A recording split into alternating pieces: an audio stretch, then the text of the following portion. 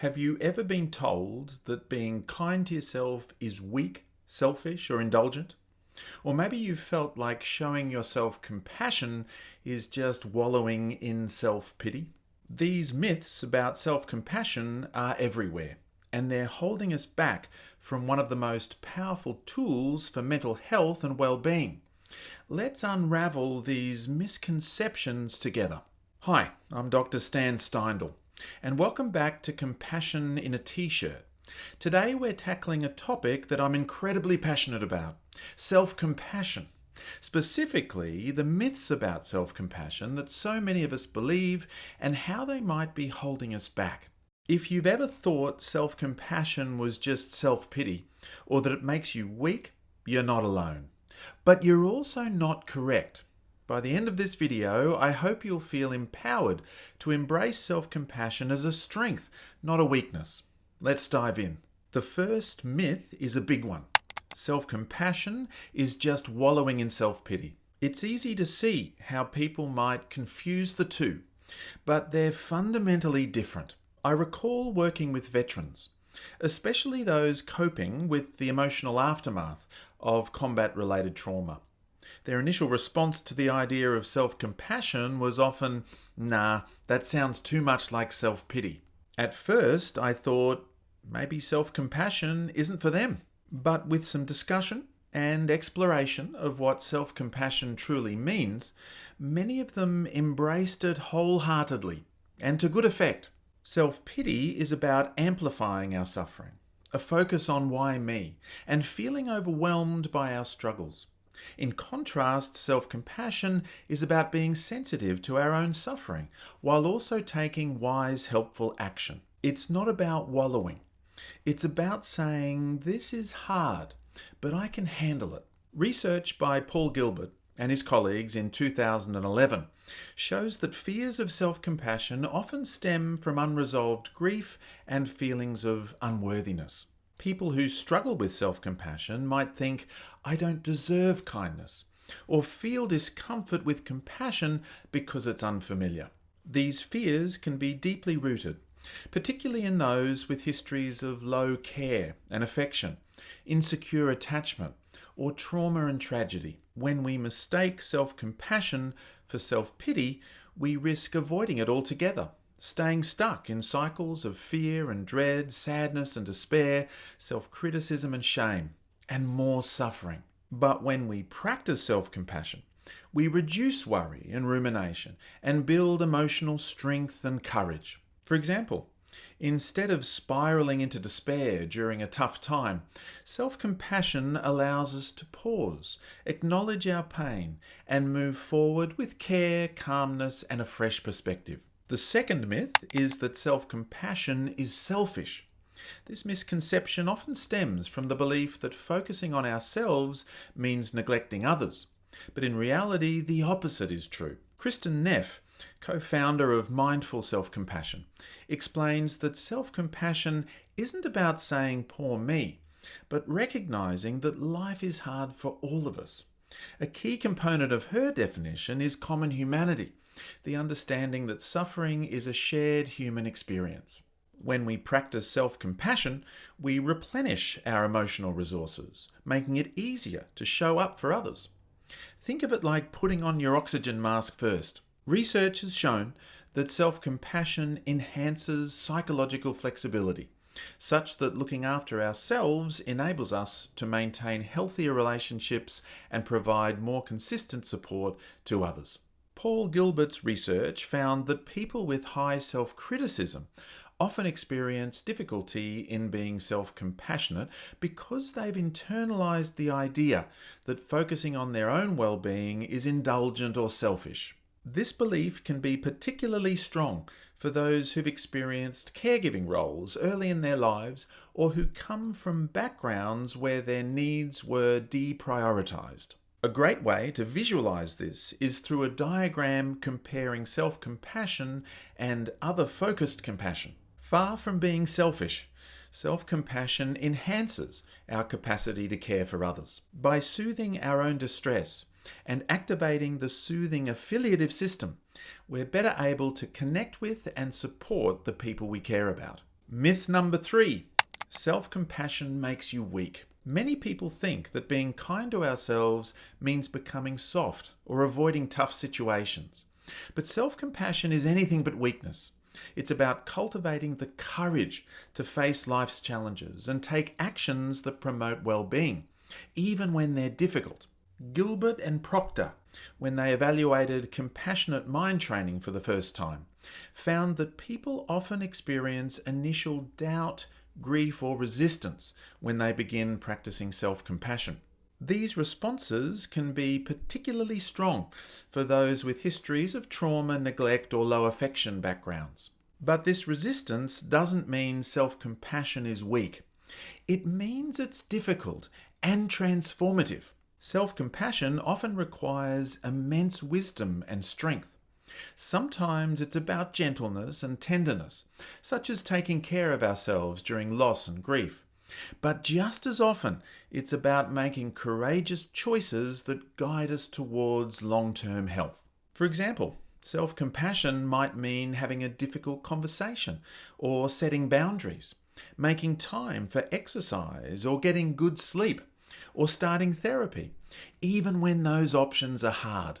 Far from being weak, self-compassion helps us face our struggles with clarity and courage, enabling us to take actions that align with our values and support our well-being. It's a powerful force for good health, emotional balance, and a fulfilling life. Finally, let's tackle the myth that self-compassion is a free pass for bad behavior. Some people worry that if they're too kind to themselves, they'll lose their motivation to improve. But self-compassion isn't about lowering standards. It's about changing the way we approach them. Over a decade ago, Paulie and McPherson explored this idea with a group of individuals experiencing depression. Participants often felt that being self-compassionate was difficult because of their illness, but they also recognized its potential to help them.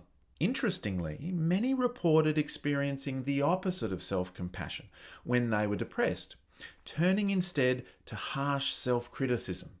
The problem was this cycle of criticism often undermined motivation, leaving people feeling stuck and defeated. In contrast, self-compassion creates a safe space for reflection and accountability. When we're kind to ourselves, we're more likely to acknowledge our mistakes and less likely to repeat them. What's more, self-compassion opens us up to helpful, self-improving self-correction and compassionate encouragement towards our goals and aspirations. Rather than avoiding challenges, we're better equipped to face them head-on, guided by a sense of care and commitment to our well-being. This allows us to strive for growth in a way that is sustainable and deeply motivating. It's like having a supportive coach who encourages you to do better, rather than a harsh critic who tears you down. By activating the soothing affiliative system and tolerating distress, self-compassion fosters growth and positive change. Now that we've debunked these myths, let's explore the real costs of believing them. A meta-analysis by Kirby, Day and Segar in 2019 sheds light on this, revealing that fears of compassion, especially fears of self-compassion, are closely tied to mental health challenges like depression, anxiety and shame. These fears can trap us in cycles of self-criticism and emotional distress, making it difficult to experience the transformative benefits of self-compassion. The meta-analysis, which reviewed 22 studies across 7 countries with 4,723 participants, found that people with mental health challenges were more likely to report higher fears of self-compassion and receiving compassion. The study revealed meaningful links between fears of compassion, whether for others, from others, or for oneself, and mental health struggles such as shame, self-criticism, and depression. Among these, fears of self-compassion and receiving compassion from others consistently had the strongest associations, underscoring their critical role in mental health. In contrast, fears of compassion for others showed much weaker connections, suggesting they play a less prominent role in mental health outcomes. This distinction highlights an essential focus for therapeutic work: Addressing fears of self-compassion and receiving compassion can unlock profound benefits, helping individuals break free from cycles of self-criticism and distress while fostering emotional balance and well-being. These findings also have practical implications for therapy. While fears of compassion may stem from past trauma or neglect and lead to resistance towards compassion-based interventions, avoiding compassion is not the answer. Compassion-focused therapy and motivational interviewing techniques offer valuable tools to gently explore and address these fears. By doing so, therapists can help clients tap into the innate psychological and physiological benefits of compassion, enabling emotional healing and growth. But it's not just in therapy where these fears matter. They affect everyone. For many, fears of self-compassion can manifest as difficulty accepting help, being overly critical of mistakes, or struggling to prioritize self-care. Recognizing and addressing these fears in daily life can have profound effects, helping people build healthier relationships, pursue personal growth, and find more balance. Self-compassion is not just a clinical concept. It's a universal tool for well-being and connection that can benefit us all. The good news?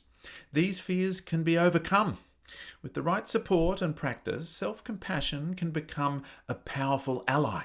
First, take the time to understand the origins and functions of your own fears of self-compassion. These fears often stem from our tricky evolved brains, coupled with our past experiences, especially difficult or painful attachment relationships, and recognizing them can help you to begin to address them. Second, learn about the CFT model and the true definition of compassion. Many fears of self-compassion arise from misunderstandings, hence the inspiration for this video, debunking the myths and showing how self-compassion can truly transform your life. By clarifying what self-compassion truly is, a courageous and wise response to one's own suffering, you can start to see its potential in your life. Third, get experiential. Start with a soothing breath to ground yourself, or connect with compassionate imagery. Try compassionate self-talk to validate your experience and encourage yourself to keep going. Or write yourself a short, compassionate letter to acknowledge your struggles and offer kindness. These simple actions create a foundation for more profound changes. Once you feel ready, start to brainstorm self-compassionate actions. What is it that I really need right now? What might be most helpful for me? Taking small, consistent, self-compassionate steps can gently guide you towards a greater sense of safeness and connection and less suffering. These actions can help activate the soothing system, foster emotional regulation, and promote a richer, more balanced sense of well-being. What small step will you take today to begin embracing self-compassion and unlocking its transformative power? So there you have it. 4 big myths about self-compassion debunked. It's not self-pity, and it's not selfish, weak, or an excuse to avoid responsibility. Instead, self-compassion is a powerful tool for resilience, growth, and connection. If you believed any of these myths, you're not alone. But now that you know the truth, what's stopping you from giving self-compassion a try? Start small, be patient with yourself, and remember, everyone deserves compassion, including you. If you found this video helpful, please give it a thumbs up, subscribe to Compassion in a T-shirt, and share your thoughts in the comments. Until next time, take care and maybe give self-compassion a try.